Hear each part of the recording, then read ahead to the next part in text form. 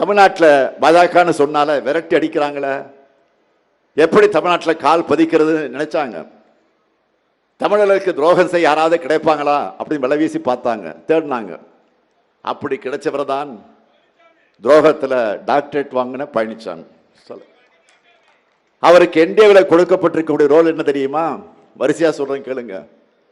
சிறுபான்மையினருக்கு எதிரான பாஜகவுக்கு வாக்கு கேட்கிறது, தமிழுக்கு விரோதமான பாஜகவுக்கு வக்காலத்து வாங்குறது, இந்திய திணிக்கிற பாஜகவுக்கு துணை போறது, அரசியலமைப்பு சட்டத்தையே கேலி கூத்தாக்குற பாஜகவுக்கு சாமரம் வீசுறது, ஒரே நாடு ஒரே தேர்தல் ஜனநாயகத்தை சிதைக்கிற பாஜகவுக்கு ஜால்ரா போடுறது, இடஒதுக்கீட்டையும் சமூக நிதி அழிக்கிற பாஜகவுக்கு சிவப்பு கம்பளம் இருக்கிறது.